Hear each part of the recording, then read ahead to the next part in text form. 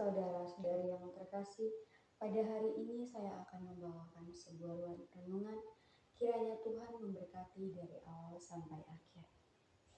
Dalam nama Bapa dan Putra dan Roh Kudus, amin.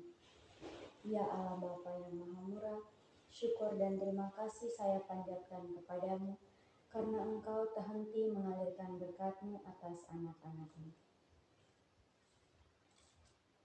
Pada kesempatan yang berahmat ini, saya akan melakukan tugas dan tanggung jawab saya sebagai pengikut-Mu. Kiranya Engkau menuntun dan memberikan jalan terbaik dalam segala usaha saya ini. Ya Tuhan yang penuh kasih sayang, ini doa permohonan dan ucapan syukur yang saya haturkan kepadamu lewat perantaraan Putra-Mu Yesus Kristus Tuhan kami. Amin. Tuhan sertamu dan sertamu juga. Inilah Injil Yesus Kristus menurut Santo Markus. Dimuliakanlah Tuhan.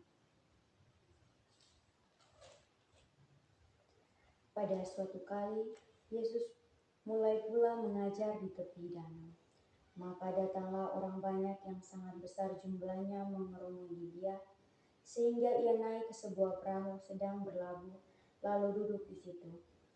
Sedangkan semua orang banyak itu di darat, di tepi danau itu. Dan Ia mengajar banyak hal dalam perumpamaan kepada mereka. Dalam ajarannya itu Ia berkata kepada mereka, "Dengarlah, adalah seorang penabur keluar untuk menabur. Pada waktu ia menabur, sebagian benih itu jatuh di pinggir jalan, lalu datanglah burung dan memakannya sampai habis. Sebagian jatuh di tanah yang berbatu-batu, yang banyak tanahnya, lalu benih itu pun tumbuh, karena tanahnya tipis. Tetapi sesudah matahari terbit, layulah ia dan menjadi kering karena tidak berakar. Sebagian lagi jatuh di tengah semak duri, lalu makin besarlah semak itu dan menghimpitnya sampai mati, sehingga ia tidak berbuah. Dan sebagian jatuh di tanah yang baik, ia tumbuh dengan suburnya dan berbuah. Hasilnya ada 30 kali lipat, ada yang 60 kali lipat, ada yang 100 kali lipat." Dan katanya, "Siapa mempunyai telinga untuk mendengar, hendaklah ia mendengar." Ketika ia sendirian, pengikut-pengikutnya yang 12 rasul itu menanyakan Dia tentang perumpamaan itu. Jawabnya, "Kepadamu telah diberikan rahasia kerajaan Allah, tetapi kepada orang-orang luar segala sesuatu disampaikan dalam perumpamaan, supaya sekalipun melihat, mereka tidak dapat menanggap, sekalipun mendengar, mereka tidak mengerti, supaya mereka dapat berbalik dan mendapat ampun." Lalu ia berkata kepada mereka, "Tidaklah kamu mengerti perumpamaan ini? Kalau demikian, bagaimana kamu dapat memahami semua perumpamaan yang lain?" Penabur itu menaburkan firman.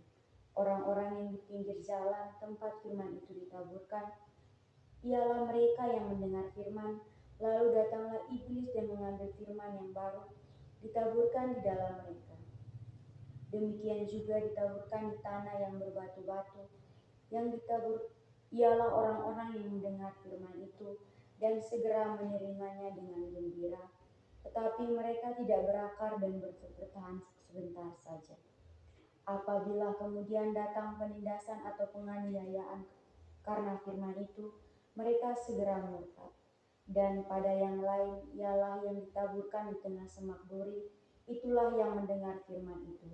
Lalu kekhawatiran dunia ini dan tipu daya kekayaan dan keinginan-keinginan akan hal lain masuklah menghimpit firman itu sehingga tidak berbuah.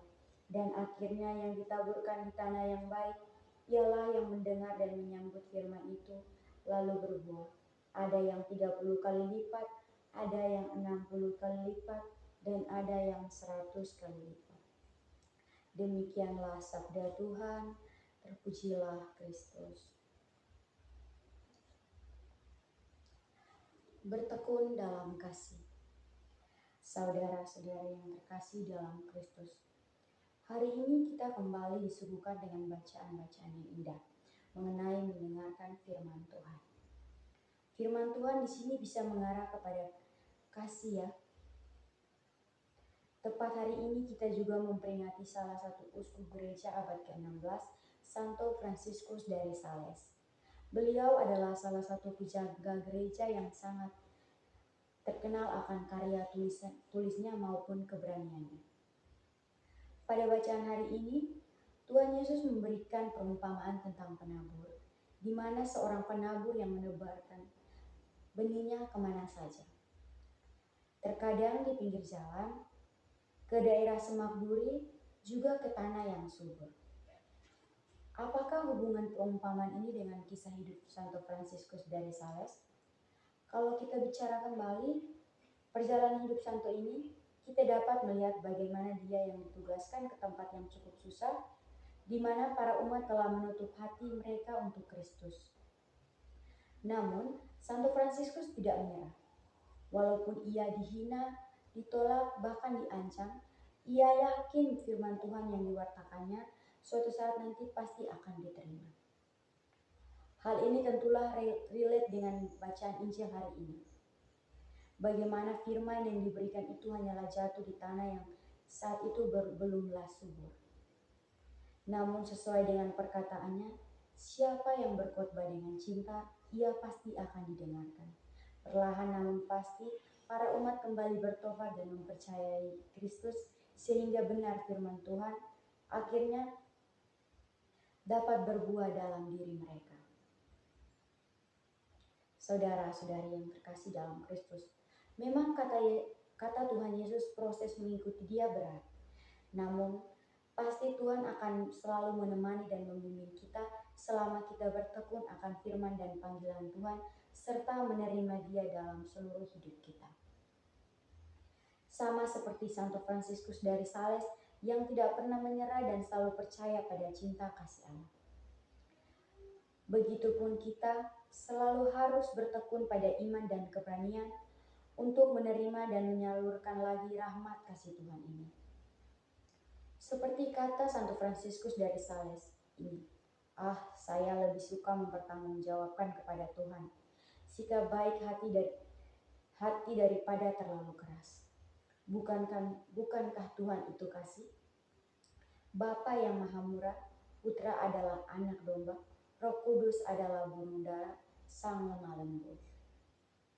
Putra adalah anak domba. Dan apakah Anda lebih tahu daripada Tuhan?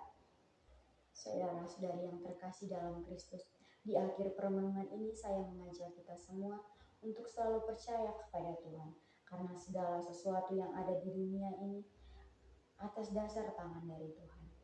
Maka dari itu, sebagai manusia yang lemah, sudah seharusnya kita percaya. Ya Allah yang Maha Kuasa, syukur limpah saya panjatkan kepadamu karena kasih-Mu yang tak henti-hentinya Engkau berikan. Semoga melalui hal-hal baik ini, saya mampu melakukan tugas dan tanggung jawab saya secara baik, karena tangan-Mu yang agung ini juga, saya mampu menjadi pribadi yang lebih baik lagi. Dalam nama Bapa dan Putra dan Roh Kudus. Amin.